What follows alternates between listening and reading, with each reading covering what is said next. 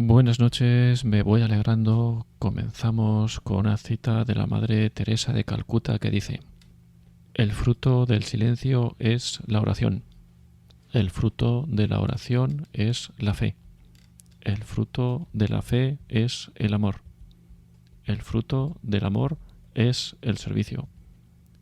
El fruto del servicio es la paz. Son las 10 de la noche. Hoy es viernes 15 de abril de 2022 y estos Ciegos en el Mundo en su programa número 57. Porque no solo nos referimos a la ceguera física o del cuerpo, porque en este programa queremos ver lo que otros no ven.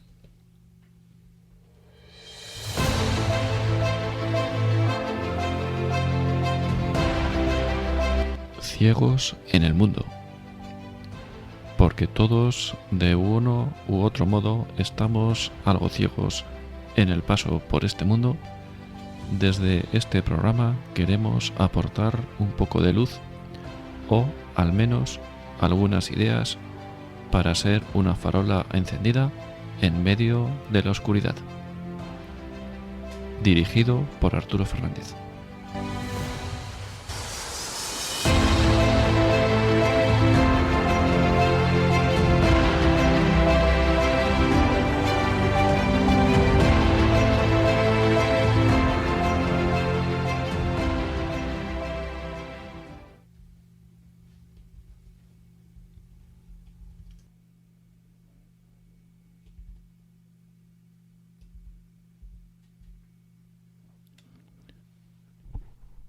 Pues buenas noches, estamos en directo, son las 10 horas y 4 minutos de la tarde-noche y hoy día especial de Viernes Santo.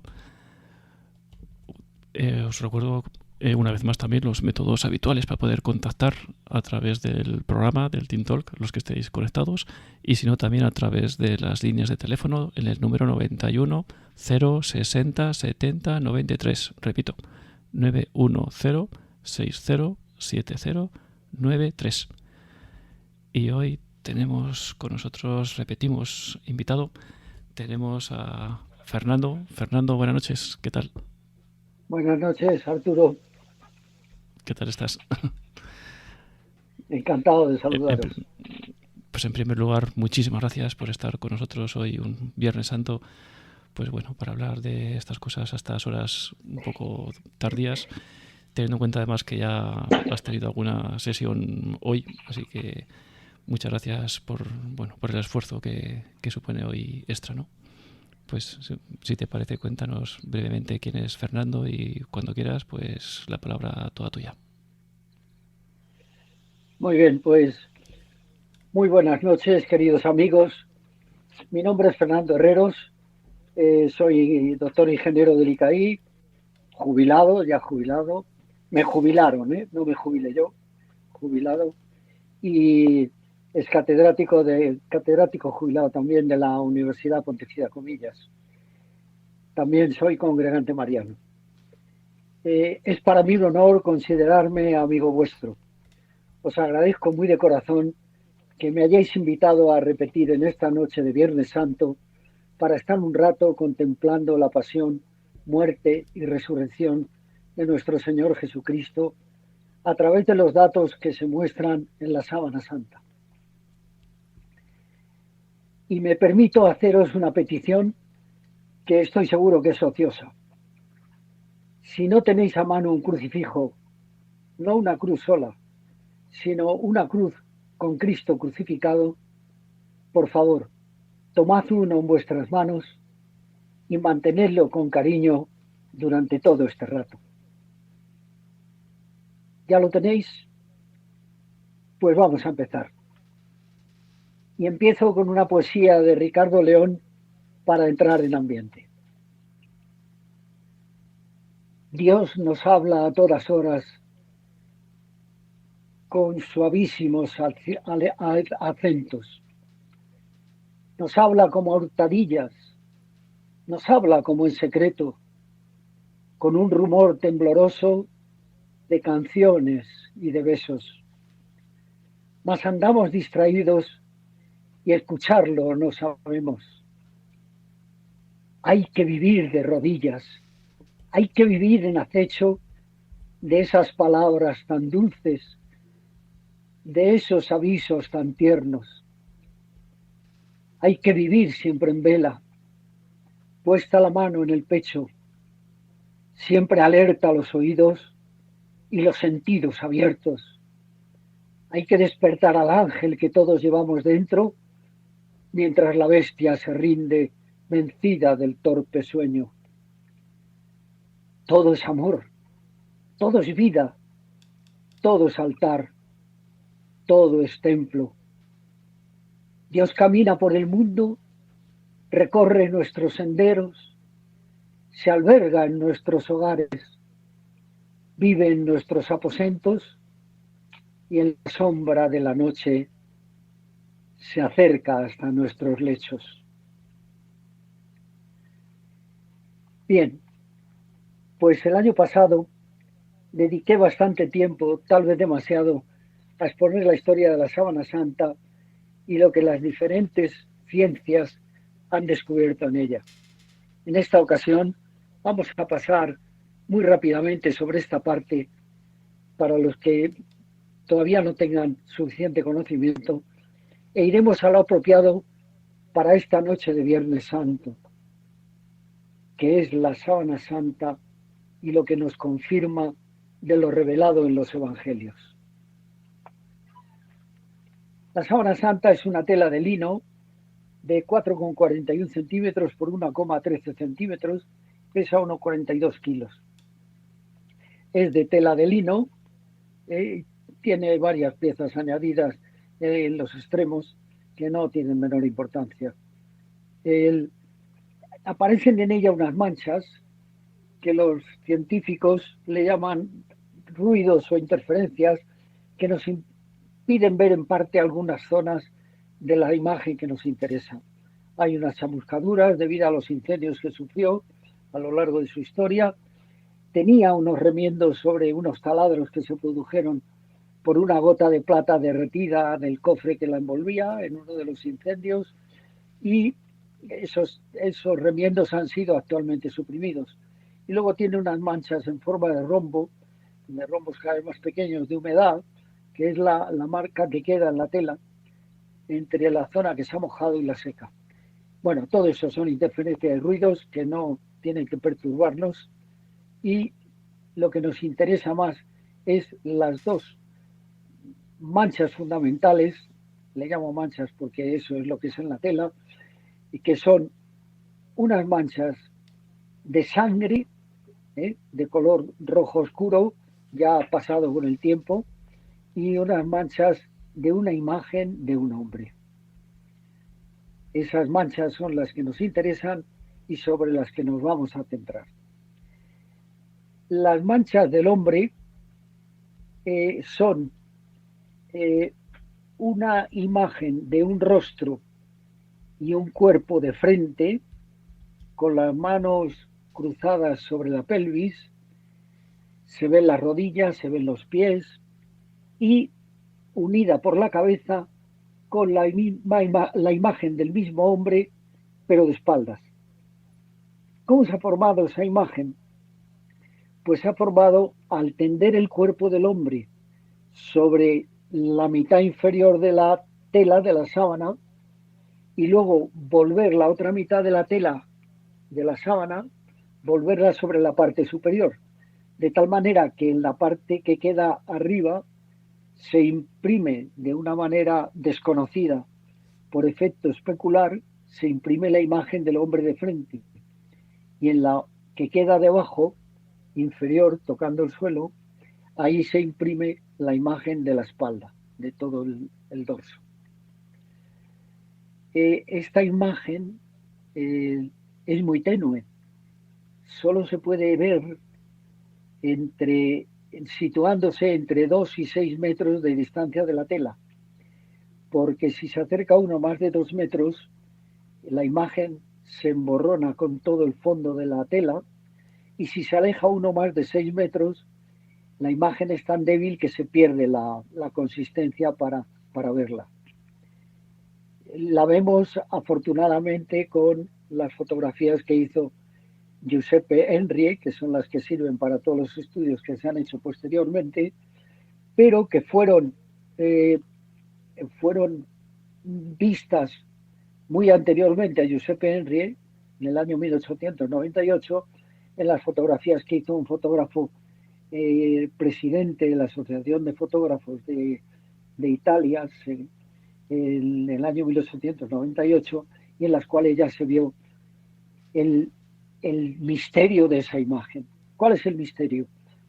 Que al hacer las fotografías, el positivo de la foto daba la imagen que hay en la sábana, pero el negativo, que eran unas placas de cristal en aquel momento, el negativo daba una imagen real de un hombre, con luz natural visto de frente y de espaldas. Es decir, que si eso ocurría, que lo confirmó luego Giuseppe Enri en las fotos oficiales que hizo en el año 1934, con 3 notarios que certificaron que no había nada falso en las fotos, eso dice que la imagen de la sábana santa está impresa en negativo. El negativo invierte los colores, invierte la mano. Bien, este es el gran misterio y esto es lo que ha llevado a volcarse en los estudios sobre la sábana santa, de tal manera que la sábana santa es el objeto arqueológico más estudiado del mundo, con muchísima diferencia sobre cualquier otro. Está estudiado por infinidad de científicos, de médicos, de ingenieros. Bien, una breve historia. La sábana santa aparece en el 314, no identificada como la tela, pero sí en referencias de escritos y apuntes en Edesa en el año 314. Luego pasa a Constantinopla en el año 944, hay constancia de que pasa a Constantinopla, y ahí vienen ya todas las cruzadas y desaparece durante varios siglos. No se sabe dónde está. Se sospecha que estuvo en poder de los caballeros templarios. Por fin aparece ya históricamente, identificada plenamente, en el año 1343 en Lirey, con un sucesor de un caballero templario, Roberto de Charny. En el año 1453, por unas aventuras que tuvo la propietaria Margarita de Charny, tuvo que donarla a la Casa de Saboya, que la ayudó tremendamente en sus problemas económicos, la donó a la Casa de Saboya y en el 1453 se traslada a Chamberí. En el año 1578 la Casa de Saboya la traslada a Turín para que la venere el obispo Carlos Borromeo, después santo, San Carlos Borromeo, en el 1578 a Turín.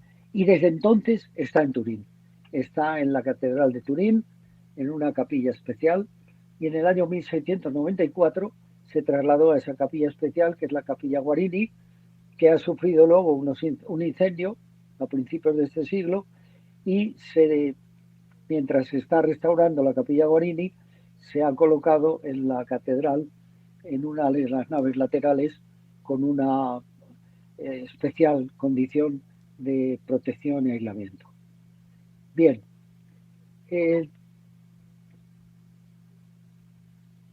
todo esto supone que la sábana santa crea mucha inquietud el hecho de la fotografía en negativo, y a partir de ella surgen infinidad de estudios. En los estudios se han obtenido los siguientes datos. Datos del hombre: estatura 1,81, el peso de 78-80 kilos, la edad un poco con reservas porque está muy deteriorado por los sufrimientos que ha padecido, entre 36 y 38 años. Luego dan unas dimensiones antropométricas del hombre de la sábana. Dicen que es de tipo atlético y que tiene la regla áurea del canon de belleza del Renacimiento, trabajador manual por el tamaño de las manos, pies grandes de caminante, calzaba sandalias abiertas de las de correa entre los dedos, y es de raza judía, nariz aguileña y hundida, ojos grandes y hundidos, cabellos largos y lacios, llevaba coleta y el grupo sanguíneo, descubierto en los estudios científicos que se ha hecho, pero con bastante retraso porque era muy complicado analizar las manchas de sangre, tiene el grupo sanguíneo AB, que es muy raro, es un grupo raro, pero que es muy frecuente en la raza judía. En 1968, la comisión de expertos que nombra la Santa Sede, pues obtiene una serie de datos de la tela, era una tela de lino, eh, tejida en un telar de cercano oriente, un telar a pedal, con sarga de 4 en espina de pescado. Bueno, no tiene mayor importancia. Y esa comisión de expertos, después de unos estudios, obtiene que la imagen es superficial, que tiene 2000 años de antigüedad aproximadamente, no hay ni pigmentación, ni tinte alguno, ni pintura, ni nada en la tela, la sangre no tiene resultados todavía, que la mancha es inalterable a todo aquello que no altere la tela, claro, pero a todos los productos con que se aplican, pero sin alterar a la tela, la mancha no se altera en absoluto. Y luego que hay granos de polen, aproximadamente 57 especies encontradas, de las cuales 43 crecen en Palestina, 13 son exclusivas del Mar Muerto, del Negev y del Mar Muerto, y 4 especies de ellas han desaparecido antes del siglo IV y han sido descubiertas en fósiles en los lodos del Mar Muerto. 9 especies de Turquía y 12 especies de plantas europeas. Esto nos indica un poco la ruta que siguió la Sábana Santa. Bien, la NASA se interesa por el tema con unas fotos que hacen y unos análisis de las fotos de Giuseppe Henry, analiza las fotos en uno de los aparatos que utilizan para la investigación aeroespacial y obtienen un resultado impresionante, que es que la imagen que hay en la Sábana Santa da el relieve de la persona que hay en ella. Contrastan con otras fotografías y en ninguna da ese relieve. En cambio, la Sábana Santa tiene información tridimensional. Esto ya revuelve todo el tema científico y todos los estudios que se empiezan a hacer sobre ella inclinan a que estos científicos de la NASA forman un equipo de trabajo. Y ese equipo de trabajo está formado por 52 científicos y expertos, de los cuales la mayoría eran protestantes, unos pocos católicos, algún agnóstico y un judío. Hacen infinidad de ensayos con permiso de la Santa Sede, que les da permiso para analizar la sábana durante 5 días. Y hacen infinidad de ensayos en los 5 días. No pararon de trabajar unos detrás de otros con un proyecto de estudio muy bien planificado por parte de los americanos. Fotografía, microscopía, espectroscopía, fluorescencia, rayos X, radiografía, termografía, TAC, resonancia magnética, análisis químico, todo, de todo. Como índice del tema para que podáis ver cómo se estudió, y es que en los 5 días hicieron 24.000 fotografías de la sábana. Después de eso, ellos se hacen unas preguntas y descubren, entre otras cosas, que en los ojos hay un bulto que los está cerrando. Descubren más adelante que son 2 monedas de la época de Poncio Pilato en Palestina. Y se hacen 3 preguntas. ¿En qué consiste la imagen? Las manchas de sangre son de sangre y ¿qué ha producido la imagen? Entonces, ¿en qué consiste la imagen? Ahí se quedan muy confusos, porque ven que es una especie de deshidratación de la tela, una especie de chamuscadura, que consiste en la aparición de un cromóforo de carbonilo amarillo por oxidación y deshidratación, con viraje de color químico, y es de la capa más superficial de las fibras que componen el tejido. Las microfibras de lino que componen el tejido La capa más superficial, estamos hablando de micras, es la que está afectada solamente por ese cambio de color. En las manchas son de sangre. Se demostró más tarde que eran del grupo sanguíneo AB, como he dicho, y además las manchas de sangre calaban al otro lado de la tela, mientras que las de la imagen solo están en la parte frontal de la tela, por detrás no hay.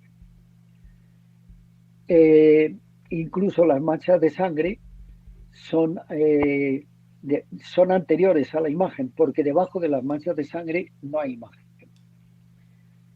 ¿Qué ha producido la imagen? Pues ahí está la gran confusión. Los científicos no pueden decir nada y no lo dicen nunca si no han podido comprobarlo experimentalmente lo que dicen. Es decir, si ese experimento para conseguir una imagen igual lo pueden hacer o no. Y no han podido hacerlo. Ellos hablan que puede ser de una radiación instantánea de energía de origen desconocido. Y ahí se queda. Pero eso sí, obtienen la fórmula que liga la imagen con la distancia entre el cuerpo y el lienzo. Es decir, que la imagen sí que ha sido producida por algo que ha pasado en el cuerpo. En este momento, adelanto lo que iba a decir más al final, pero lo adelanto, en este momento la única hipótesis que hay, pero hipótesis por demostrar, es que fue una desmaterialización del cuerpo. No hay señales de putrefacción en el lienzo. Entre 28 y 36 horas estuvo en contacto el cuerpo con el lienzo. Se ha separado el lienzo de forma inexplicable, sin rasgar. Cuando una postilla de sangre se pega a una gasa, al tirar se rompe la gasa y no hay ninguna rasgadura en la tela. La intensidad de la imagen es inversa a la distancia entre el cuerpo y el lienzo, y además sin que el peso del cuerpo distorsione la imagen. Es decir, que en el momento en que la imagen se produce, o no hay cuerpo o el cuerpo estaba en levitación. Eso no saben qué contestar. Bien. Estamos desde luego aún muy lejos de descubrir qué ha producido esa imagen. Lo que sí puedo deciros es que han hecho estadísticamente también un estudio de probabilidades, un cálculo de probabilidades de qué probabilidad hay de que la sábana sea no sea la que envolvió el cuerpo de Cristo. Fijaos que la sábana santa es además el único paño mortuorio que tiene una imagen. No hay otra en el mundo entero. Bueno, pues el cálculo de probabilidades de que no sea Cristo es, en el caso más extremo, 1 partido por 10 elevado a 26. Es una cifra que actualmente ya se puede leer con las nuevas normas que ha dado el Sistema Internacional de Medida, y sería 1 entre un yotámetro, es decir, entre 10 elevado a 26 casos. Un ejemplo que pongo siempre es, imaginaos que encerramos a un mono en un gimnasio o en un campo en una cancha de baloncesto, por ejemplo, y le damos una caja enorme llena de tipos de imprenta. Y le incitamos al mono a que tire la caja al aire, tira la caja al aire y al caer en el suelo del gimnasio se ve escrita la obra del Quijote. Esa es la probabilidad de que no sea el cuerpo de Cristo. Bien, pues pasamos al estudio de qué dice la Sábana Santa y qué dice la Sagrada Escritura, tanto el Antiguo como el Nuevo Testamento.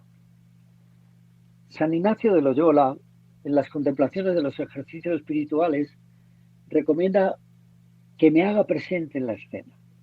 Es decir, cuando estamos contemplando una escena evangélica, hacerme presente en ella, haciéndome yo un pobrecito y esclavito indigno, mirándolos a los personajes que intervienen en la escena, Jesús, María, José, los apóstoles, contemplándolos y sirviéndolos en sus necesidades, como si presente me hallase, con todo acatamiento y reverencia posible. Pues empezamos.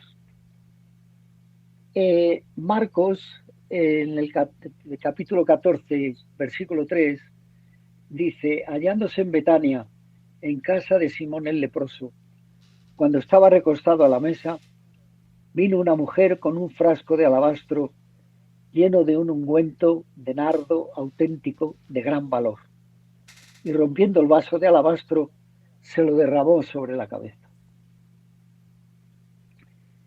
Pues han descubierto los científicos que en la zona del pelo, en la parte derecha, de la sien derecha, hay esencia de nardo, hay restos de esencia de nardo. Y comienza la pasión. A partir de ahí, a los 2 días, comienza la pasión. Y San Ignacio, en los ejercicios espirituales, nos dice, sentir en la petición de la contemplación, sentir dolor con Cristo doloroso, quebranto con Cristo quebrantado, lágrimas, pena interna, de tanta pena que Cristo padeció por mí, por mí, por ti, por el otro, no por la humanidad en general, no, por ti, por mí, por el otro. Aunque hubiéramos estado solo en el mundo, Cristo se hubiera entregado por mí.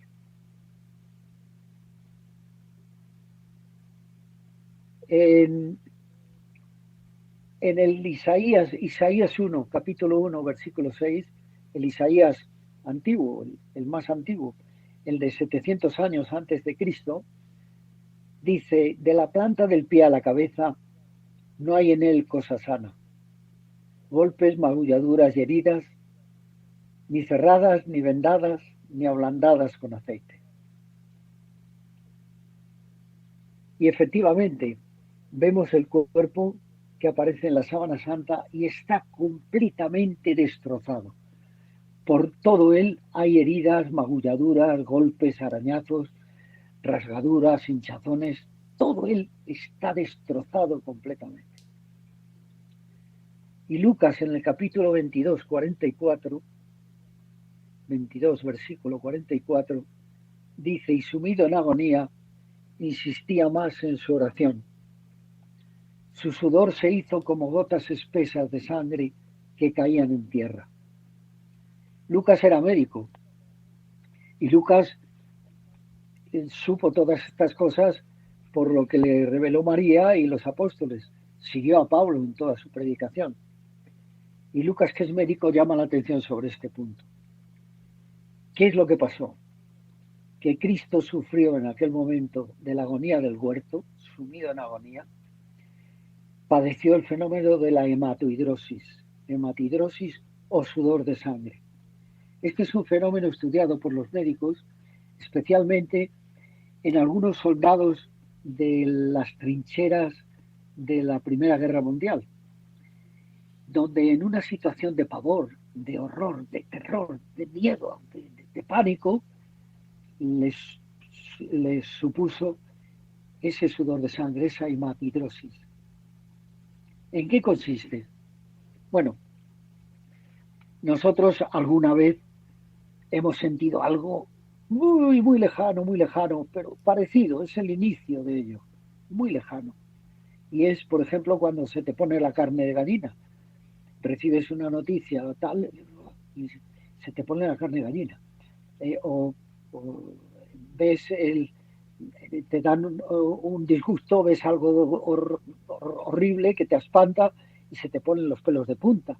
Es decir, la piel empieza a sensibilizarse. Bueno, pues si eso sigue avanzando, esa sensibilización de la piel es tal que llega a producir una rotura de los capilares más finos que riegan la parte externa de la piel y esa sangre fluye y se mezcla con el sudor frío de esa situación de angustia. Y por eso tiñen ese sudor como si fuera sangre. Por eso, dice Lucas, se hizo como gotas espesas de sangre que caían en tierra. ¿Por qué Jesús sufre la hematidrosis? Pues Jesús en la agonía del huerto se ve venir lo que se le ve venir, y eso ya es para preocuparse muchísimo. Pero fundamentalmente es porque el Padre, como dice San Pablo, lo ha hecho pecado. Todos los pecados de la humanidad han caído sobre el corazón y la espalda de Cristo y lleva sobre él todos los pecados anteriores y posteriores, todos los pecados de la humanidad, carga con ellos Cristo. El Padre es la luz. Cristo, lleno de nuestros pecados, es las tinieblas. Y la luz rechaza las tinieblas. Si hay luz, no hay tinieblas. No puede, son incompatibles. Y entonces el Padre rechaza a Cristo. En esa situación le rechaza. Y Cristo se ve abandonado por el Padre. Y esa es la mayor angustia de Cristo. Esa situación en que está abandonado. Padre, si puedes, que pase de mí este cáliz. Pero no se haga mi voluntad sino la tuya. Por 3 veces lo repite. Por fin, en la última, Cristo se encuentra consolado y se recupera, se levanta y va a despertar a los discípulos que se han quedado dormidos. Pero Cristo ha pasado por esa situación que deteriora de forma importante, deteriora la salud del cuerpo.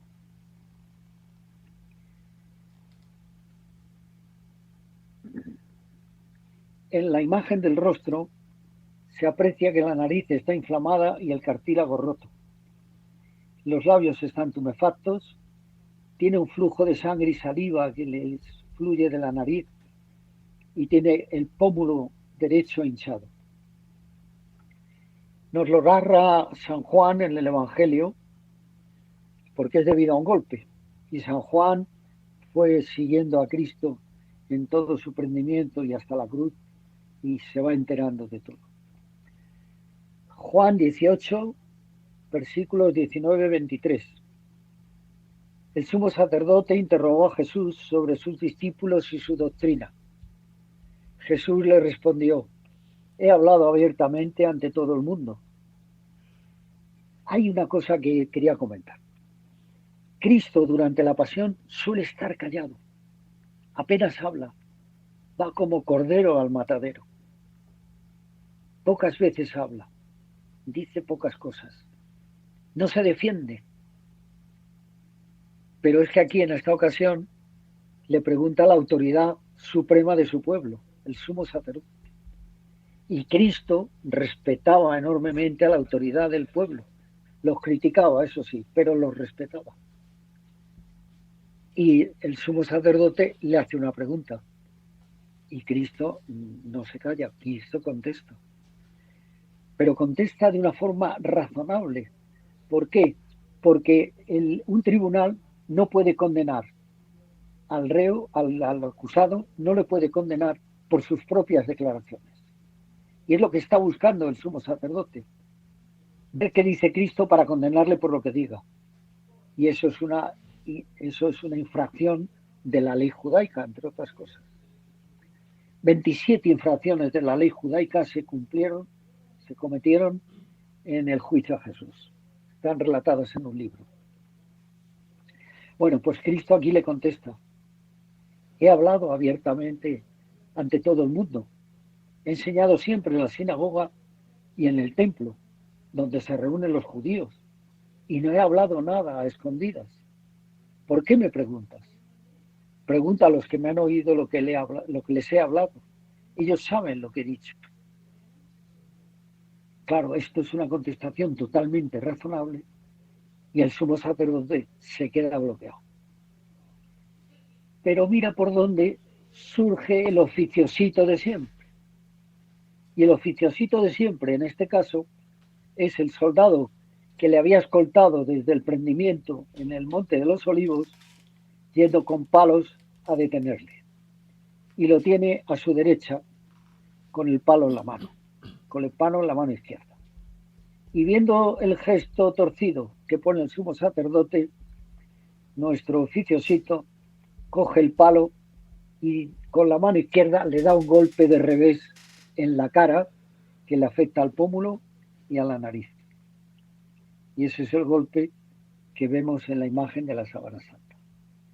Apenas dijo esto, uno de los guardias que allí estaba dio una bofetada, dice bofetada la traducción, pero no es correcto. La palabra correcta es rapismal, que significa golpe con palo de revés. Dio una bofetada a Jesús diciendo, ¿así contestas al sumo sacerdote? ¿Cómo hubiéramos reaccionado nosotros ante esa situación? Pensarlo. Jesús podía haber reaccionado, vamos a decir, de muchas maneras, vamos a decir solo tres. La más extrema. Jesús es Dios, Jesús es el Hijo de Dios, tiene poder para todo, y en ese momento podía haberlo fulminado. No nos parece adecuado, ¿verdad? Otra forma, Jesús se podía haber revuelto y haberle devuelto el golpe. O Jesús podía haber protestado al sumo sacerdote diciendo que es eso de pegar a un acusado delante del tribunal. Bueno, pues Jesús contesta de la manera más perfecta que pueda haber, llena de humildad y de misericordia. Jesús le responde, si he hablado mal, declara lo que está mal, pero si he hablado bien, ¿por qué me pegas? ¿Cómo habría reaccionado yo en el lugar de Cristo? ¿Cómo reacciono yo cuando me pisan sin querer en el autobús?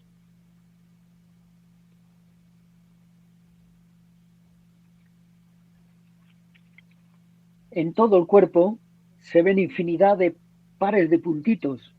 Son dos puntitos muy juntos, que van repartiéndose por todo el cuerpo. Hay infinidad.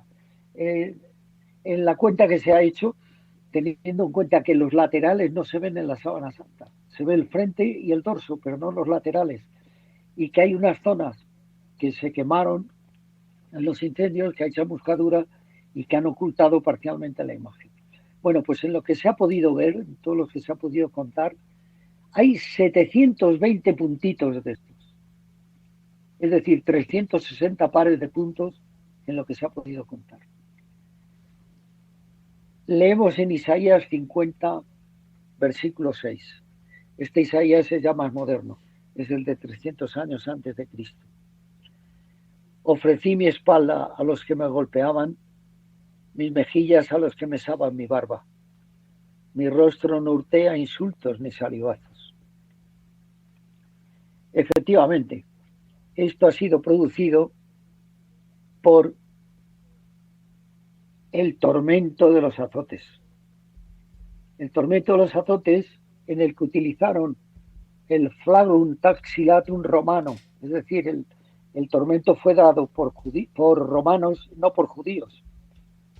Entre otras cosas, como diré luego, por el número de golpes. Los judíos tenían el límite de 39 latigazos, que eran los 40 menos 1, por si se equivocaban en la cuenta. Y emplean para ello el flagrum taxilatum. ¿En qué consiste? Es un mango de madera que en su extremo tiene atadas 3 correas, 3 trozos de cuero en tira, en una correa. Más que nada es una fibra de cuero, y en el extremo como unas pesas de gimnasia pequeñitas, que tienen 2 bolitas y un vástago que las une en el centro. Bien, pues esas bolitas podían ser de hierro, o podían ser también tabas o otras vértebras de animal. En este caso son bolitas de hierro, y algunas de ellas en la extrema, en la bola más extrema, tenían un clavo o 2 para rasgar la piel y que se sangrara por ahí el posible hematoma que se pudiera producir. Era un mango, como digo, con 3 colas. Entonces, si contamos los 720 impactos, supone que le han dado más de 120 azotes con el fragum de 3 colas y 2 bolas por cola. Lo cual quiere decir que fue dado por los romanos. Además, se ha visto que es desde los 2 costados, y uno de los sayones que daba el castigo era un poco más alto que el otro.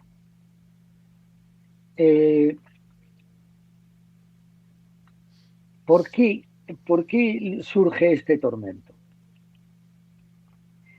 Pues porque Pilatos se niega, dándole vueltas de que él no quiere matar a Cristo, él no quiere que Cristo vaya al patíbulo.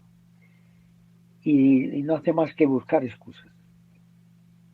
Como le tienen acorralado, dice, bueno, pues vamos a ver si le castigamos fuertemente, se queda hecho un guiñapo y se apenan de él y ya me dejan en paz. Recordar que lo puso a suertes con Barrabás y el pueblo dijo que ni hablar, que soltaran a Barrabás. Bueno, pues entonces al centurión, al encargado, al jefe de la guardia, le dice azotarle hasta que grite, hasta que pida misericordia. Y Cristo no dice nada. Cristo callado, Jesús tacebat, Cristo en silencio, aguanta, soporta y sufre.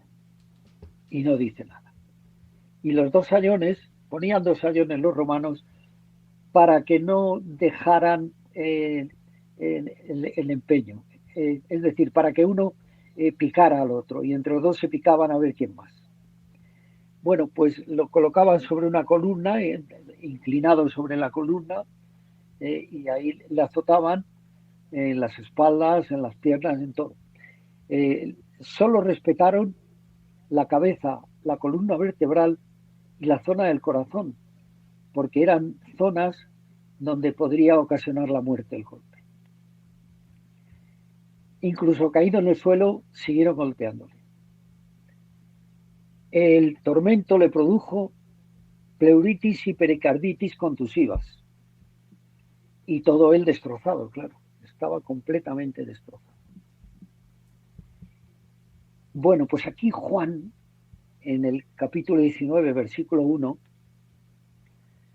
dice, Pilato entonces tomó a Jesús y mandó a azotarlo.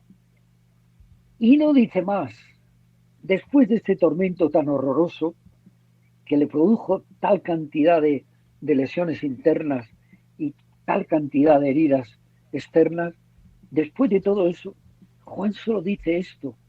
Es que es duro, es de una dureza tremenda.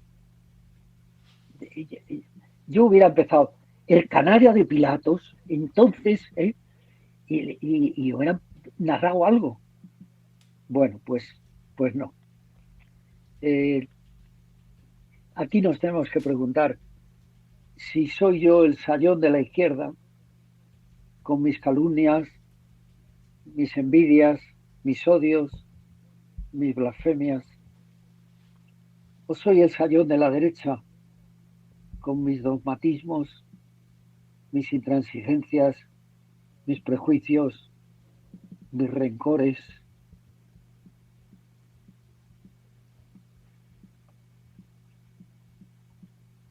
Nos preguntamos, ¿me pondría yo en el lugar de Cristo? Pues Cristo se ha puesto en mi lugar.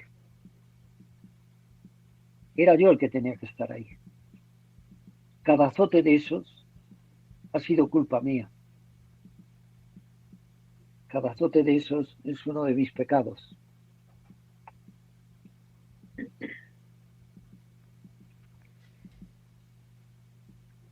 Isaías 53. A ver. Vamos a ver. En la parte del rostro, en la zona del cabello, se ven numerosos regueros de sangre. Está lleno de regueros de sangre que escurren por el cabello. La nuca también está llena de sangre. Numerosas heridas en la cabeza. ¿Por qué ha ocurrido eso? Porque Cristo fue sometido al juego del rey de burlas. El cabello está también apelmazado por sangre y salivazos y parte de la barba está arrancada. En Juan 19, versículos 2 y 3, dice: los soldados trenzaron una corona de espinas, se la pusieron en la cabeza y le vistieron un manto de púrpura. Y acercándose a él le decían: salve, rey de los judíos. Y le daban bofetadas. Esto lo narra Juan, que fue testigo. Mateo dice también: los soldados del gobernador se llevaron a Jesús al pretorio y reunieron alrededor de él a toda la corte. Lo desnudaron y le pusieron un manto de púrpura, y trenzando una corona de espinas, se la ciñeron a la cabeza y le pusieron una caña en la mano derecha. Y doblando ante él la rodilla, se burlaban de él diciendo: salve, rey de los judíos. Luego le escupían, le quitaban la caña y le golpeaban con ella la cabeza. Terminada la burla, es decir, Cristo ha sido sometido al juego del rey de burlas. El juego del rey de burlas era un juego que consentía el jefe de la guardia para que los soldados durante la guardia se entretuvieran y se entretenían a costa del reo. En el osado que hay allí en el Litostos de la Torre Antonia, hay grabado con piedra unas marcas, unas señales que son el juego del rey de burlas, como jugaban ahí. Era como una especie de oca a oca y tiro porque me toca, o un parchís. Entonces tiraban unos dados, unas tabas, y donde cayeran y con el número que cayeran o lo que sea, pues le tocaba algo al soldado que lo había tirado. Y a uno le tocaba pues hacerle una reverencia y burlarse de él, otro arrancarle parte de la barba, otro escupirle, otro darle con la caña en la cabeza. Bueno, pues una de las cosas que hacen es algo que no se ha hecho nunca, nunca con ningún reo, es coronarle de espinas. Le han puesto una corona de espinas para burlarse de él como rey. Esa corona de espinas está formada por el matorral, lo que tenían allí los soldados para calentarse por la noche durante las guardias. Era un arbusto muy espinoso, muy seco, de zona desértica, que actualmente tiene el nombre, por eso precisamente, de Sisyphus spina Christi. Era un casquete, no era una diadema como vemos normalmente que le rodea la sien y demás, no, era un casquete completo. Y ese casquete completo se ataba, se ponía encima, un casquete de espinas, y se sujetaba con un junco. Bueno, pues ese casquete le ha producido en la cabeza más de 60 puntos sangrantes. Uno de los puntos sangrantes ha servido para que los científicos digan que es imposible que la sábana santa sea una falsificación, porque es un punto sangrante en la frente que va marcando el recorrido que haría la sangre que sale de ese punto hasta caer a tierra. Y es una especie de un 3. Sale del punto que está en la frente, en el centro, porque es una espina que se ha clavado en una vena bastante caudalosa que pasa por la frente. Yo a veces la llamo la vena del mal genio, porque cuando alguien se pone muy mal genio y frunce mucho la cara, esa vena se hincha. Entonces, esa vena caudalosa ha sido pinchada por una de las espinas y empieza a sangrar. Al salir la sangre tiende a ir hacia abajo, pero se encuentra con una arruga de la frente que está totalmente fruncida por el dolor por todo, y se esquiva, la bordea, la salta, y ha formado la primera curva del 3, cae en el valle entre dos arrugas y vuelve a esquivar otra vez la arruga siguiente y vuelve a caer hasta que de repente pega un salto y cae en la ceja. Y en la ceja, ya de la ceja va al suelo, porque como sabéis la ceja está para proteger de los ojos del sudor y la lluvia.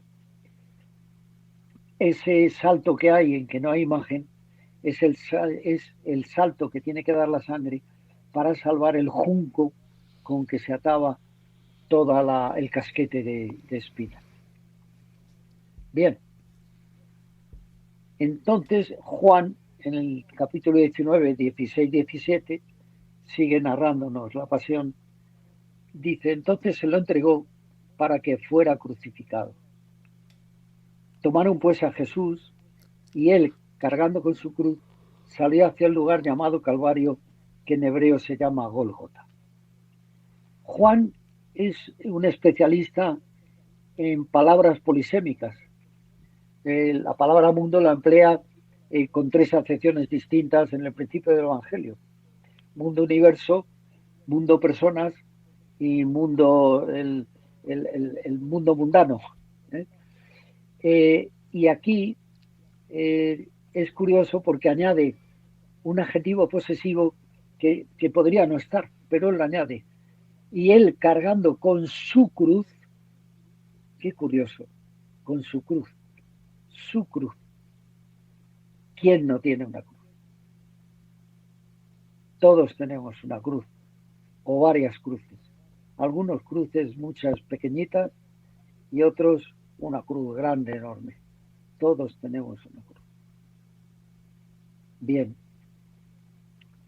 pues aquí dice su cruz porque en el pretorio tenían, allí en un almacén, tenían lo que es el palo horizontal de la cruz, el patíbulo, porque el reo no podía llevar la cruz entera.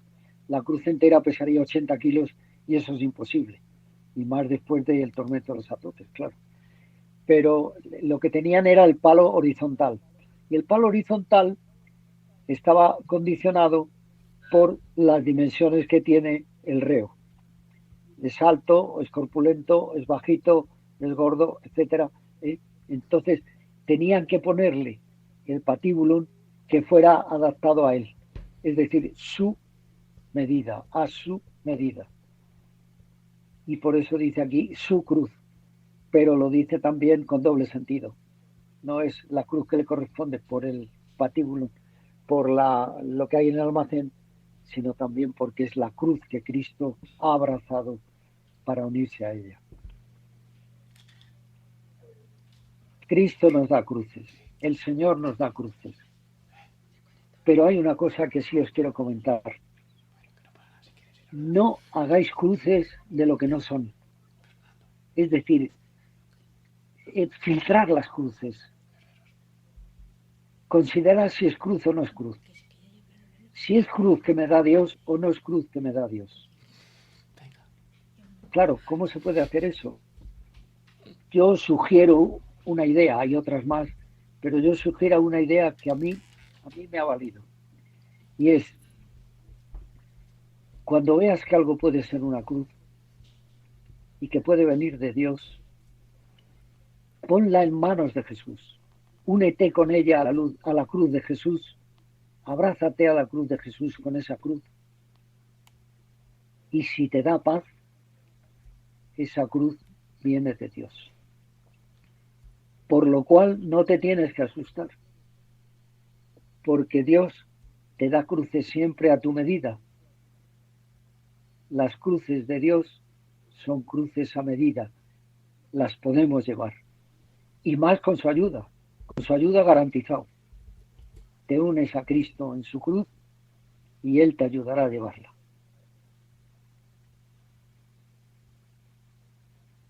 Esa cruz, ese patíbulo, se lo ataban en los dos brazos, se lo ataban por la espalda, a los dos brazos en cruz, se lo sujetaban y luego un extremo lo ataban con cuerdas a la cruz de otro que fuera en la cuerda de presos. Y el otro extremo se lo ataban al tobillo. ¿Por qué eso?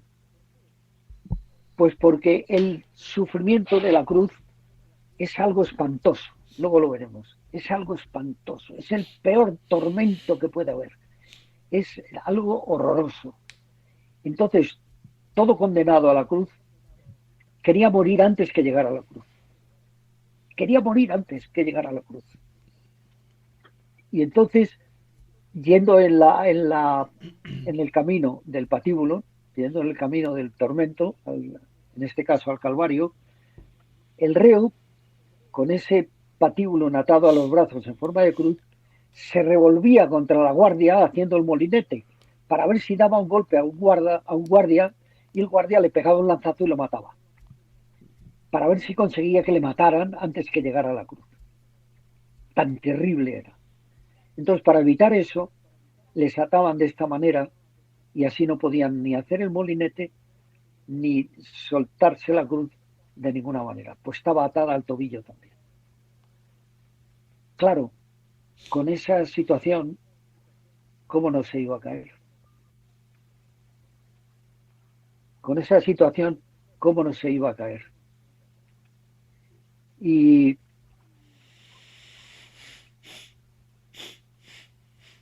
cuando cae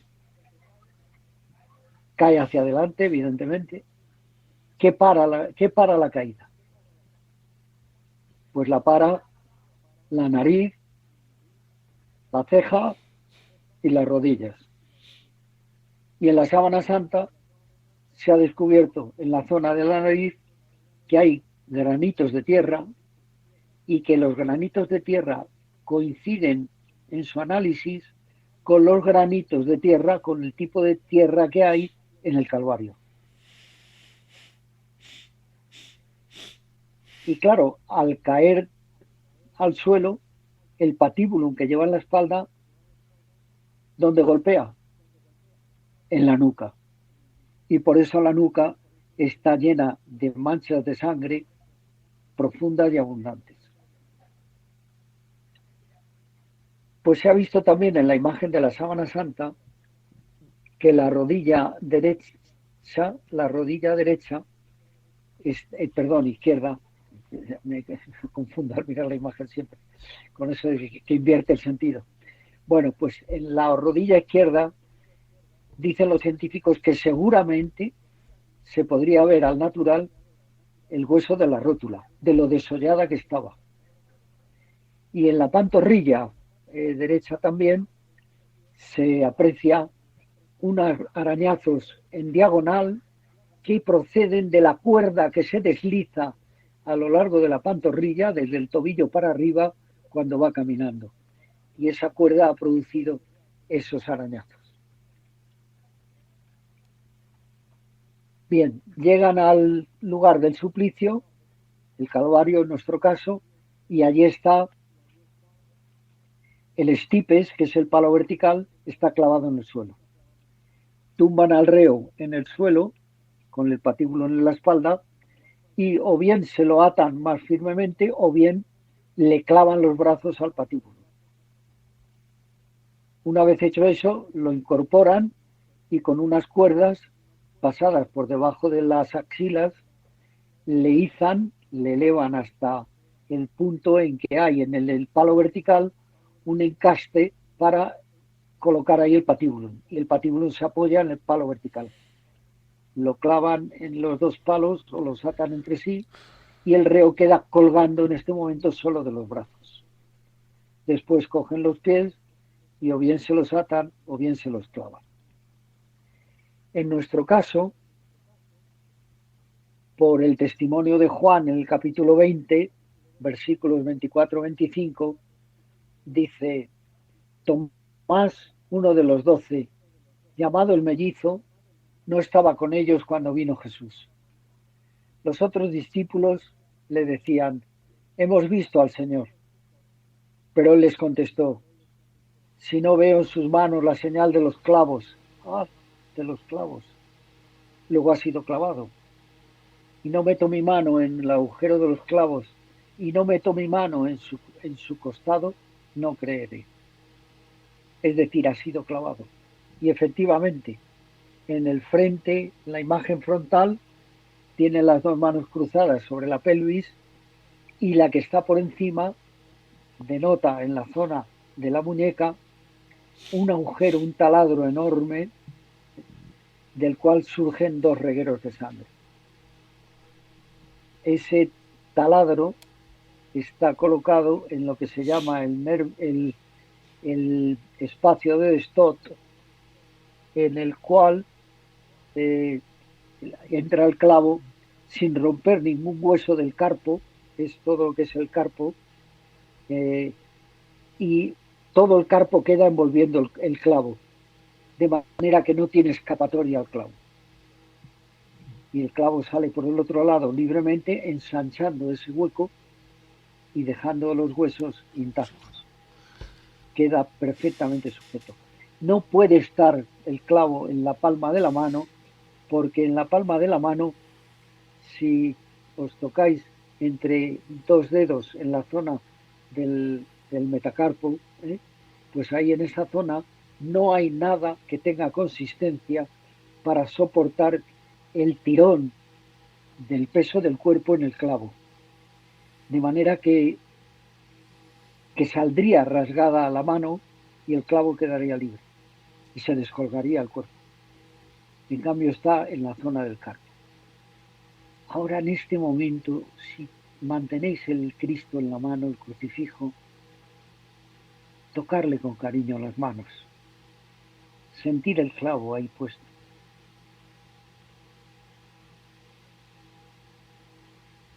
Bien, pues ese clavo entra rozando el nervio medio. Y el nervio medio dicen que es uno de los más dolorosos que existen en el cuerpo. Yo tengo cierta experiencia, pero ni parecido con esto, claro, porque me tuvieron que operar del túnel carpiano, ¿eh? Y ese dolor es inmenso, es que no se puede ni dormir, pero bueno, esto ya mucho más. El nervio medio, dicen los médicos, que es el más sensible del cuerpo humano. Bien, pues ese nervio medio, al ser rozado por el clavo, se contrae y queda el dedo pulgar en lo que es la presión, el dedo pulgar queda aplastado contra la palma de la mano, de tal manera que queda oculto en la imagen. En la imagen solo aparecen 4 dedos. El pulgar está oculto por debajo, en el rigor mortis se ha quedado aplastado contra la palma de la mano, por el inmenso dolor del nervio medio. El espacio de Stott que he nombrado antes está un poco en discusión, sobre todo por un doctor español, un cirujano español muy afamado, ya fallecido, que lo estudió muy a fondo y dijo que en realidad no era por el espacio de Stott, sino por el que yo he llamado punto P, es otro hueco que hay en los huesos del carpo, que está un poquito más cerca del pulgar y que se acerca más a la palma de la mano. Pero está bien colocado el clavo para que no se escape. Y Cristo ahí en ese momento: perdónalos porque no saben lo que hacen. Ya lo creo que sabían lo que hacían.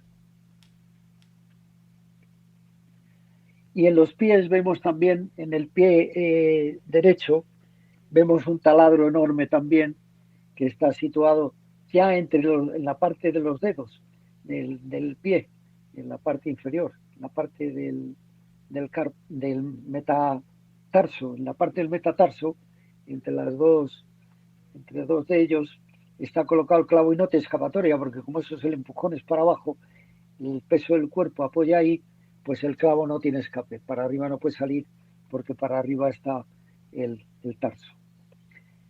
Aparece un agujero, un taladro enorme, y el pie izquierdo lo que está es un poquito más levantado por el rigor mortis, porque ese pie montó sobre el pie derecho y con un solo clavo clavaron los dos pies. Hay unas manchas de sangre que salen del pie, se conoce que al colocarlo en la sábana para trasladarlo, pues manchó esa zona y hay una mancha de sangre ahí lateral. Y en la planta del pie, que está un poco más elevada, hay dos zonas que están sin sangre. Toda la planta está manchada de sangre, como la del otro pie, pero hay dos zonas sin sangre que tienen justo la forma de los dos dedos de una mano. Le debieron coger por ahí con una mano y con los dedos y quitaron la sangre que había en esa zona. Bien, pues ya tenemos a Cristo en la cruz y vamos a explicar un momento el terrible tormento de la cruz. El terrible tormento de la cruz estaba muy estudiado y podía durar lo que se quisiera. Es decir, dependía un poco de lo que se pretendía con él. Evidentemente pretendían castigar al reo, pero también lo utilizaban con frecuencia para escarmentar a los demás. Y por eso los colocaban a los crucificados en el camino de entrada cerca de la puerta de la muralla, fuera de la ciudad, pero cerca de la puerta de la muralla, para que el forastero que viniera dijera, caramba, aquí crucifican, hay que portarse bien. Bien, pues podía durar semanas, incluso meses, si se quisiera, pero también podía durar muy poco, podía ser muy rápido. ¿De qué dependía? Pues de varias cosas. De la comodidad que le pusieran al reo. Si le ponían un sedile, es un asientito en la parte del trasero para que se pudiera sentar y estar sentado en la cruz, crucificado pero sentado, apoyando el trasero. Le ponían un subpedanium para apoyar los pies también cómodamente. No le clavaban, sino que le ataban y luego pues le alimentaban. De cuando en cuando le daban algo, le daban de beber y ahí seguía crucificado. Y podía durar bastante. Pero si lo que querían es que fuera rápido, no le ponían sedile, no le ponían subpedanium, no lo ataban, sino que lo clavaban. Y en nuestro caso a Cristo lo han clavado. El tormento de la cruz tiene dos fases, y otra de agotamiento. Asfixia. El cuerpo está colgando de los brazos, está agotado el hombre, está colgado y el diafragma, con esa posición de los brazos arriba en cruz, el diafragma está comprimiendo la cavidad torácica. Y entonces la respiración es muy dificultosa. Cuesta mucho respirar, cuesta mucho tomar aire. Y entonces el organismo no se oxigena. La mente se nubla, etcétera, y puede llegar a perder el conocimiento y morir. Entonces el reo, ante esa situación, hace un esfuerzo sobrehumano, tira de los clavos de las manos hacia arriba, se empuja con las piernas en el pie, en el clavo del pie, y se eleva. Abre los pulmones, abre la cavidad torácica, se ensanchan los pulmones, toma aire, pero es una posición agotadora y dolorosísima, y vuelve a caer otra vez, vuelve a caer abatido y agotado. Y es un mecanismo de incorporación y caída, incorporación, caída. Por eso aparecen en la imagen de la sábana santa dos regueros en los clavos en el clavo de la muñeca, dos regueros en los brazos, dos regueros de sangre en cada brazo, porque son las dos posiciones en que está en la cruz. Bueno, se me olvidó decir que uno de los clavos, el clavo que se ve en la imagen, dicen los científicos que fue clavado, sacado de nuevo y vuelto a clavar. por la forma que tiene el taladro y seguramente porque se encontraron un nudo en la madera. Entonces tiraron más de ese brazo para cambiar la posición y le descoyuntaron el hombro. El hombro izquierdo lo tiene descoyuntado. Bien, en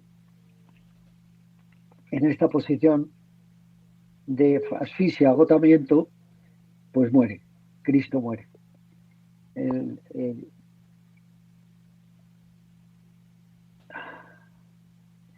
Perdón, ¿se me oye? Es que me están llamando al móvil. Sí, sí. Sí, sí, se oye perfectamente. ¿Se oye? Sí, es que están llamando al móvil y están con la llamada ahí colgada. Bueno, Nada, perdón, no, es que ha lo hemos pitado, pero nada, colgado. se te oye perfectamente. Bueno, en esa posición, fijaos que los clavos están fijos y la muñeca está girando alrededor del clavo, con el nervio medio ahí. El dolor debió ser espantoso, con el giro de las muñecas en las dos posiciones, de abatido o incorporado. Y Cristo aquí exhala su último suspiro: Padre, en tus manos encomiendo mi espíritu. Y un anónimo que todos conoceréis seguramente, pero que viene muy a propósito. No me mueve, mi Dios, para quererte el cielo que me tienes prometido, ni me mueve el infierno tan temido para dejar por eso de ofenderte. Tú me mueves, Señor, muéveme el verte clavado en una cruz y escarnecido. Muéveme ver tu cuerpo tan herido. Muéveme tus afrentas y tu muerte. Muéveme al fin tu amor y en tal manera que aunque no hubiera cielo yo te amara y aunque no hubiera infierno te temiera. No me tienes que dar porque te quiera, pues aunque lo que espero no esperara, lo mismo que te quiero, te quisiera.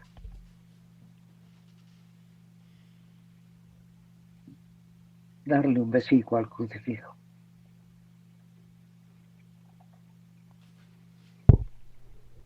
Juan en el 19, 31, 33 nos dice: los judíos, como era el día de la preparación, para que no quedase el cuerpo en la cruz el sábado, porque aquel sábado era muy solemne, rogaron a Pilato que les quebraran las piernas y los retiraran. Era una forma de acelerar la muerte. Si le quiebran las piernas, no se puede apoyar en el clavo de los pies y cae abatido y muere por asfixia rápidamente. Fueron pues los soldados, quebraron las piernas del primero y del otro crucificado con él, pero al llegar a Jesús, como lo vieron ya muerto, no le quebraron las piernas. ¿Qué ha pasado aquí? Fijaos que esto nos lo relata Juan. Y Juan es muy modesto en sus exposiciones. Juan se oculta a él normalmente en la narración del Evangelio, cuando en la última cena el que tenía la cabeza apoyada en el pecho de Jesús no dice que es él, no se identifica. Cuando va con Pedro al sepulcro y corre más que Pedro y llega él antes, pero le espera a Pedro, tampoco se identifica. Es decir, Juan ahí se oculta. Y entonces, en este caso, lo que debió ocurrir fue lo siguiente. Se acercó el centurión, rompió las piernas al primero, rompió las piernas al otro, y cuando fue a romper las piernas a Jesús, llegó Juan, le paró un momento y le dijo: pero hombre, por Dios, no le rompa las piernas, si está muerto y está ahí su madre. Y el centurión le hizo caso, pero con una condición. En los jefes de la guardia que tienen que ajusticiar al reo, el jefe y todos los soldados que le acompañan, son responsables de que se cumpla la sentencia. Y esta sentencia era muerte. Si no cumplen la sentencia, ellos son los que van a sufrir esa sentencia por no haberla cumplido. Y ellos pueden ir a la muerte. Entonces el centurión se quiere asegurar de que efectivamente está muerto. Y no le rompe las piernas, pero le da una lanzada en el costado, como nos dice después el mismo Juan, sino que uno de los soldados le atravesó el costado con una lanza y al instante salió sangre y agua. Y efectivamente, en la sábana santa, en el costado derecho, aparece una llaga enorme, en forma ovalada, de la que emana sangre muerta y suero sanguíneo. Juan no tenía conocimientos médicos y ese suero sanguíneo, que es de color claro, lo confundió con agua. Pero bueno, le dio también un sentido teológico, que es el agua del bautismo en la iglesia. Y vino muy bien para la cristiandad. Y efectivamente, de esa llaga mana en el costado gran cantidad de sangre muerta y suero sanguíneo. Esa sangre es distinta de la sangre de otras zonas de la sábana. Insisto en lo de sangre muerta, porque se ha analizado y esa sangre tiene las características de una sangre muerta que no ha sido oxigenada.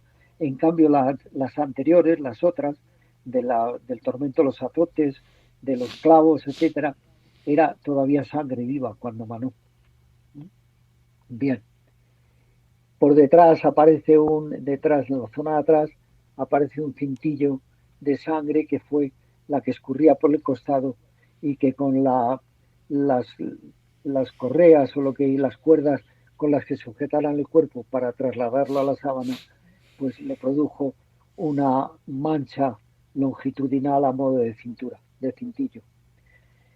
La huella de la sábana, de la lanza en la sábana, tiene una dimensión de 4,3 centímetros de largo por 1,3 centímetros de ancho, ovalada, y coincide con las dimensiones del pilum o lanza romana, que es la que utilizaban los romanos en sus batallas. Y además está aplicada con técnica romana. Está aplicada con la mano izquierda en el costado derecho de abajo arriba. Los romanos, por eso fueron tan ganadores de batallas, llevaban el escudo en la mano derecha y la lanza en la mano izquierda, con lo cual sorprendían al contrario. El contrario se había guarnecido en su costado izquierdo con la mano izquierda y el escudo no cubría el costado derecho. Y con la mano izquierda le daban el costado derecho, que es como está dado aquí. Bien.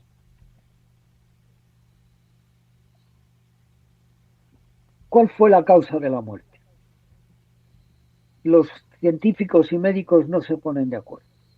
Son tantas las causas que pudieron producir la muerte que cualquiera de ellas vale para cualquiera de ellos. El doctor Palacios hizo un estudio con otros médicos y dijeron que los trastornos eran cardiocirculatorios, intenso estrés, hiperactividad enérgica, mucha adrenalina, shock traumático, shock neurógeno, trastornos hidroelectrolíticos, hiperpotasemia, exceso de potasio, falta de calcio, hipocalcemia, cetacidosis y acidosis láctica, hiperuremia por insuficiencia renal, y luego respiratorios también, muchos respiratorios, insuficiencia respiratoria, tanto por las lesiones traumáticas y la posición en la cruz, acidosis respiratoria por la hipercapnia y edema pulmonar y posiblemente también pleural producido por el tormento de los azotes. No olvidemos que eso lo dijimos antes. Bueno, pues, ¿cuál fue la causa de la muerte? Hematuria, pérdida de sangre. Perdió hasta 2,5 litros de sangre. Hay una imagen obtenida por ordenador del rostro de la sábana y está todo él cubierto de sangre, solo el rostro. Así que el cuerpo, fijaos cómo estaría. 2,5 litros de sangre perdió durante la pasión no llega a 5 litros lo que tenemos en el cuerpo.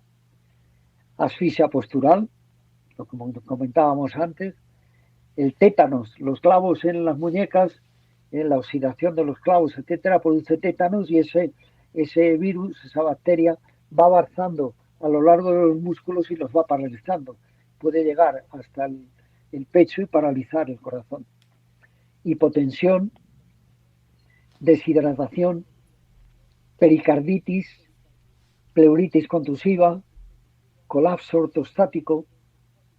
El colapso ortostático es que en esa postura y con tan poca sangre, la sangre tiende a irse a las partes bajas del cuerpo y la parte superior, cabeza, etcétera, se quedan sin riego sanguíneo, con lo cual producen una pérdida de conciencia y también una gran cefalgia, un dolor de cabeza enorme. Sed, enorme sed, tendría que tener una sed tremenda. Tengo sed, dice el Salmo. Él lo dijo, mi paladar como teja seca. Cristo en la cruz, tengo sed. Taquicardia arrítmica, el corazón está totalmente descontrolado. Infarto, asfixia por infusión pleural. Bueno, al final, los científicos dicen que después de todo esto, la causa última es lo que dicen todos los certificados médicos actuales: parada cardiorrespiratoria en fibrilación auricular. Claro, naturalmente. Nos morimos cuando se para el corazón. Pero nosotros, cristianos, sabemos cuál fue la causa de la muerte. La causa de la muerte fue por amor. Por amor. Por amor a ti, por amor a mí, por amor al otro, por amor, por amor. Cristo murió por amor a nosotros. Por amor.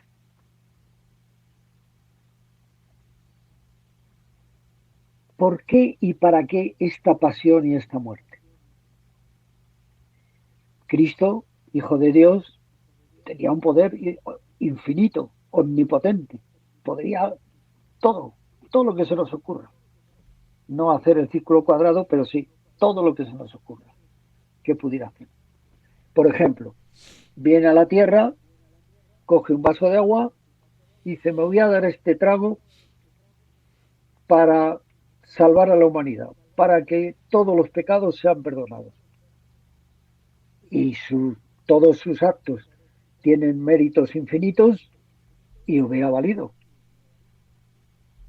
Pero no elige un método sencillo, no elige una forma de redención cómoda y tranquila. ¿Por qué y para qué esta pasión y esta muerte? Pues voy a dar algunas razones, he visto algunas más en libros y demás, pero a mí de las que más me han hecho fuerza son las siguientes. La primera y fundamental, cumplir la voluntad del Padre. El Padre le dice, hagamos redención, y la redención ha de ser así.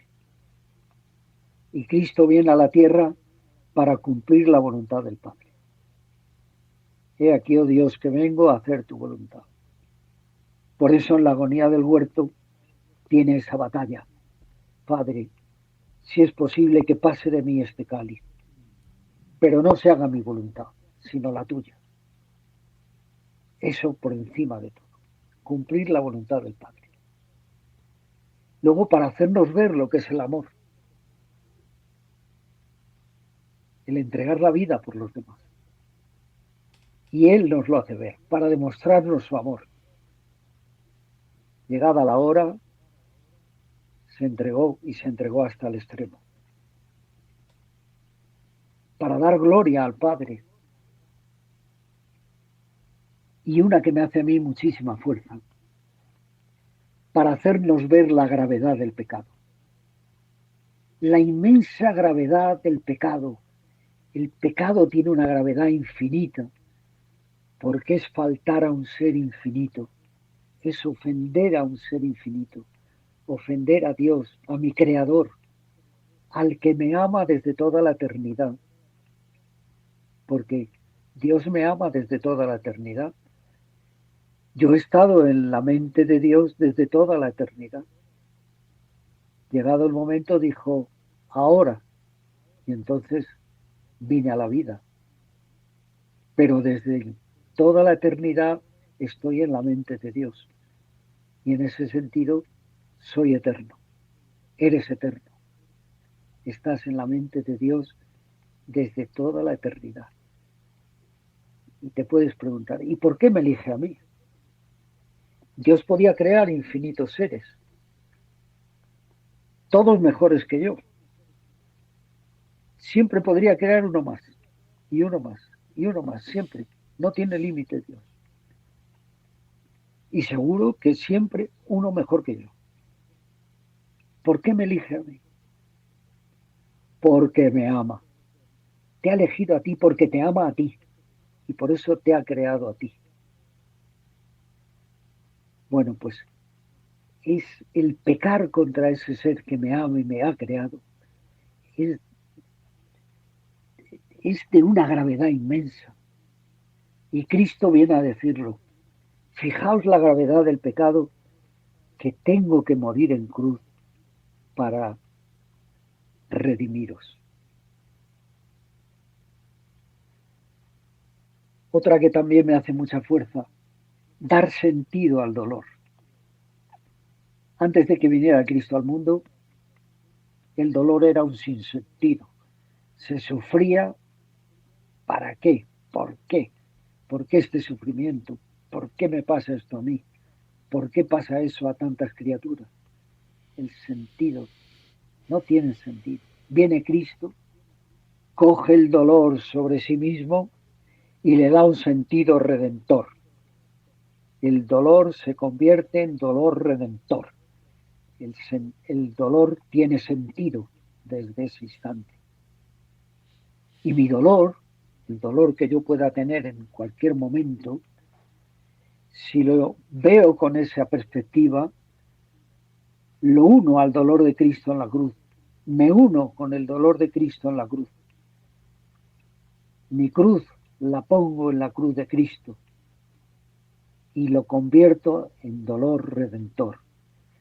Dolor redentor de mis pecados y dolor redentor de los pecados de la humanidad, unido a Cristo.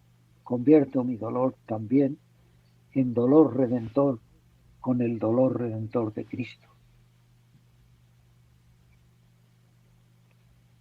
Para servirnos de ejemplo, hemos visto algunos pasajes en cómo se comporta Cristo, cómo sufre, cómo aguanta los golpes, cómo no reacciona.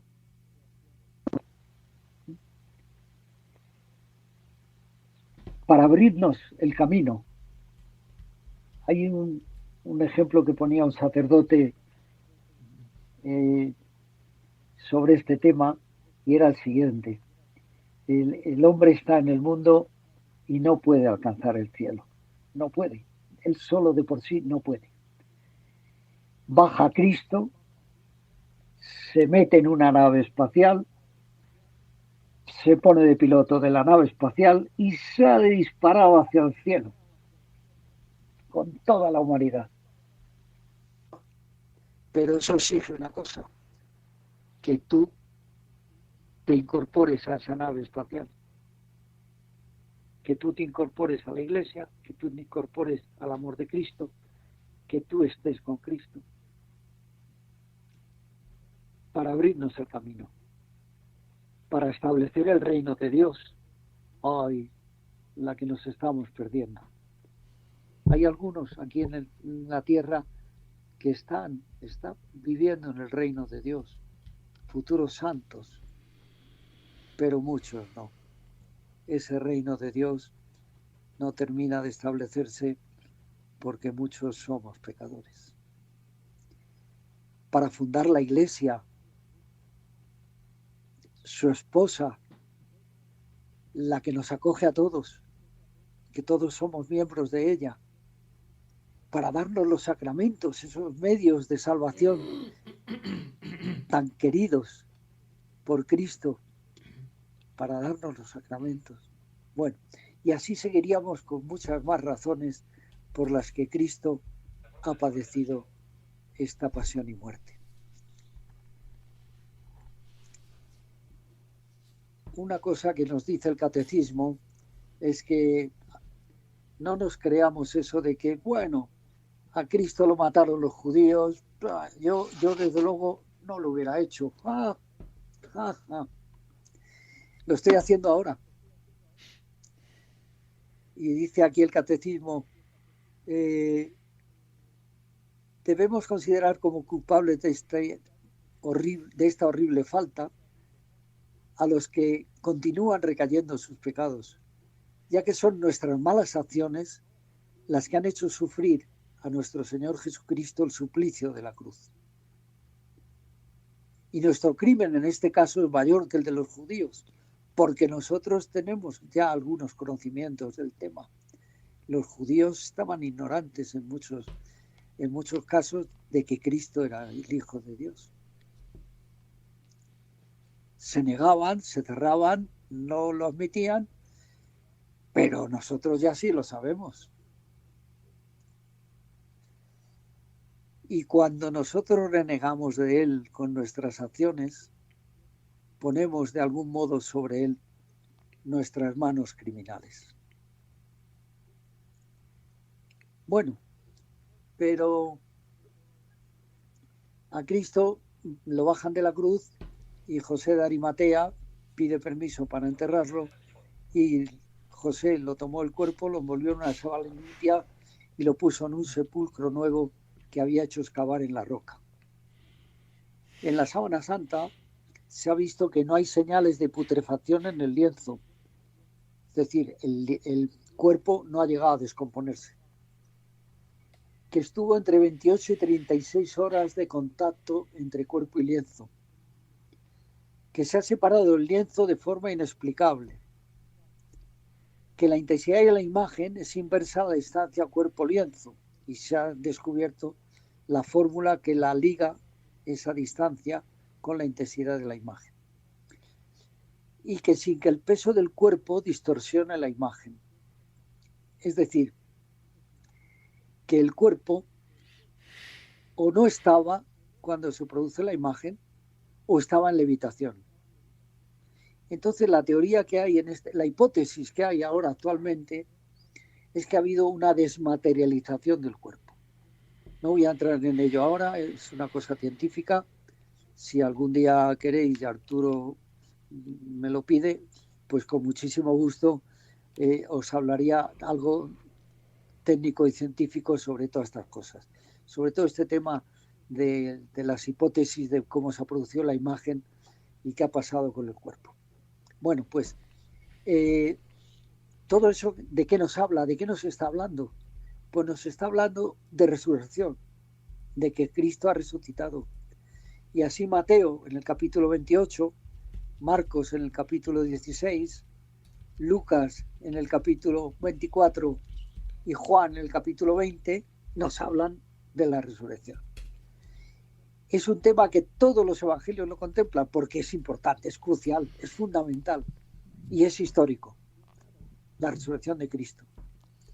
Hay otros datos en el evangelio que no están más que reflejados en uno o en dos evangelios o tal, pero todos, absolutamente todos, nos hablan de la resurrección de Cristo, porque es fundamental. Vamos a leer la cita de Juan 20, que tiene su miga.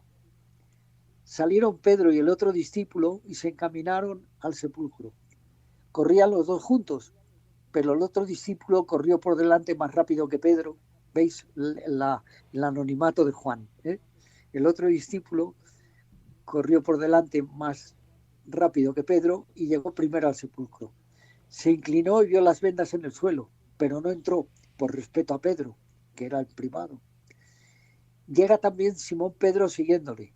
Entra en el sepulcro y ve las vendas en el suelo.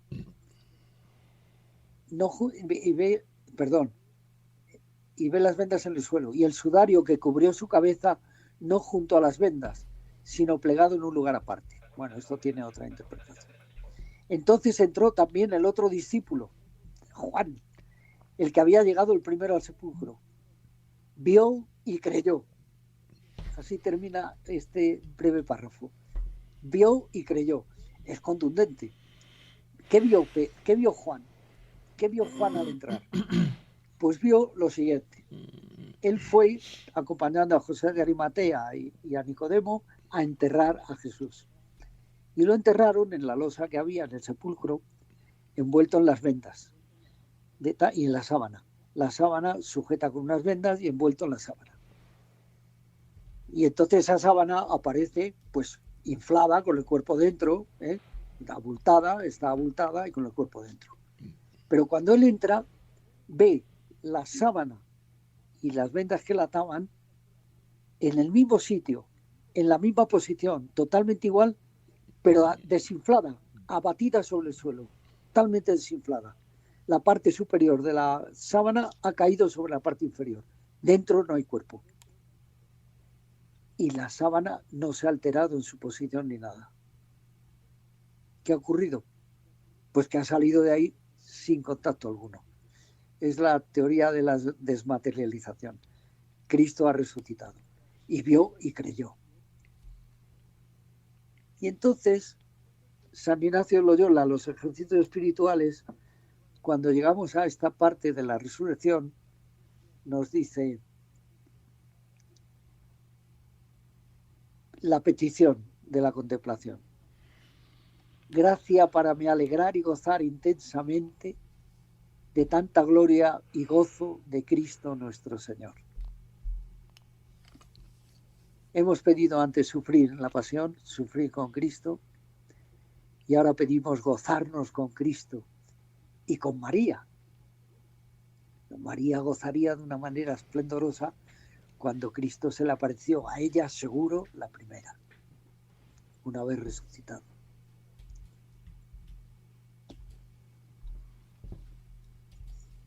¿Cómo nos gustaría ver a Cristo? Hay imágenes de la Sábana Santa en las que se le ve el rostro, y hay un pintor, Aguemián, que ha hecho un cuadro en el año 1934. A partir de las fotos de Giuseppe Henry hizo una foto del rostro. ¿Y cuánto nos gustaría ver a Cristo? A todos. A todos. Os recité esta poesía el año pasado y es tan profunda que a mí me encanta y os la voy a repetir. Cuando te vea cara a cara, Dios mío, por primera vez, ¿qué te sabré decir? Esconderé mi frente en tu regazo y lloraré como cuando era un niño. Te contaré mi vida entera, aunque tú ya la conoces. Tus ojos curarán todas mis llagas. Entonces, como para dormirme, me contarás una bella historia que comienza. Érase un hombrecillo de la tierra y un Dios que le quería. Un Dios que te quiere. Un Dios que te ha creado por amor. Un Dios en cuya mente eres eterno y en la que has estado desde toda la eternidad. Y un Dios que te ama hasta entregarse a la muerte y muerte de cruz por ti. Había un sacerdote que decía que a partir de la pasión, muerte y resurrección de Cristo, el primer mandamiento tenía que cambiar. Primer mandamiento: amarás a Dios sobre todas las cosas. Y el cambio que él proponía era: déjate amar por Dios sobre todas las cosas. Déjate amar por Dios. Tu vida cambiará. Sentirte amado nada menos que por Dios. Que Dios te ama, siéntelo. Siéntelo. Coge esa cruz que tienes en la mano y siente su amor. Siente su amor. Terminamos con un Padre Nuestro. Padre nuestro que estás en el cielo, santificado sea tu nombre. Venga a nosotros tu reino, hágase tu voluntad en la tierra como en el cielo. Danos hoy nuestro pan de cada día. Perdona nuestras ofensas, como también nosotros perdonamos a los que nos ofenden. No nos dejes caer en la tentación y líbranos del mal. Amén. Y a María, que en estos momentos estará muy dolorosa, la Madre dolorosa, pero que el domingo estará plenamente gozosa, le rezamos: Dios te salve María, llena eres de gracia, el Señor es contigo. Bendita tú eres entre todas las mujeres, y bendito es el fruto de tu vientre, Jesús. Santa María, Madre de Dios, ruega por nosotros pecadores, ahora y en la hora de nuestra muerte. Amén. Que Dios os bendiga a todos.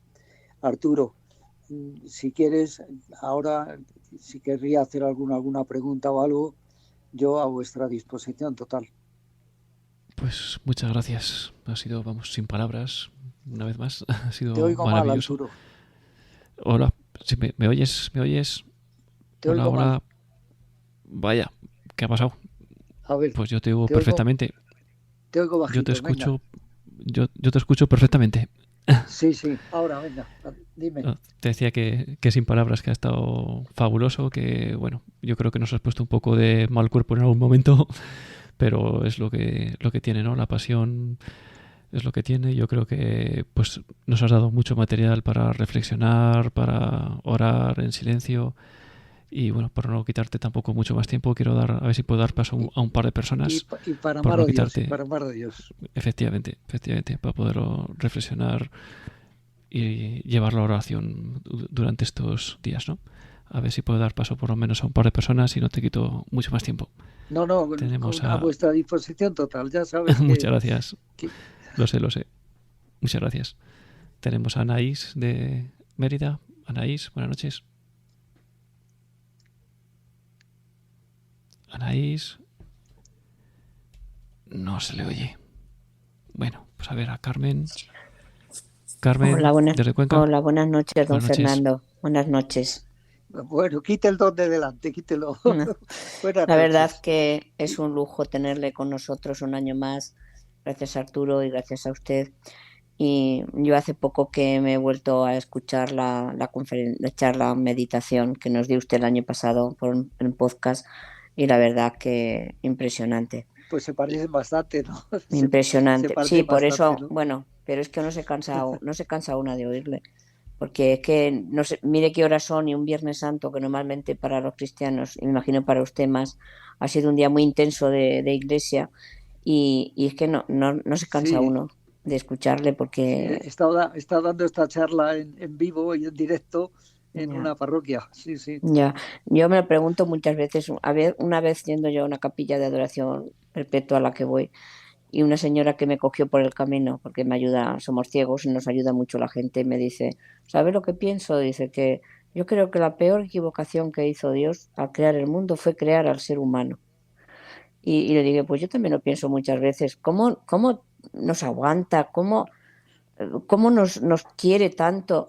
Y con lo ingratos que somos los hombres y las barbaridades que se siguen cometiendo y tiene tanta paciencia con nosotros, don Fernando. Pues por el misterio de la libertad. El amor de Dios es de tal grado que nos hace libres. Y libres hasta para que matemos a su hijo. Porque respeta nuestra libertad tremendamente. Es que sin libertad no se puede amar. Claro. Y esa es la clave del tema. El que tiene libertad puede elegirla para odiar o para amar. Pero si no tuviera libertad no podría elegir. Y entonces no amaría. Impresionante. Muchas gracias, don Fernando, y que el Señor le siga concediendo ese don de la palabra. Ese don de la palabra y esa lucidez para seguir haciendo tanto bien. Porque la verdad que, como ha dicho Arturo, ustedes que me escuchan con mucho cariño. No, gracias. Pues ven ahí. Sí, problemilla, nada. Pues gracias. Más tiempo que tarde. Has dado. Tanto No, puedo le tomar. haríamos. Pero con tus Fíjate, palabras, ya no hay- efectivamente. Bueno, pues Pues no buenas noches. gracias. Año que Espero no. que Estamos. lecciones. Muchas por un que ver con otro. Sí, sí. No, pues nada, que venir al tema datos electrónicos en redes de WhatsApp 20 63 soy y en el mundo.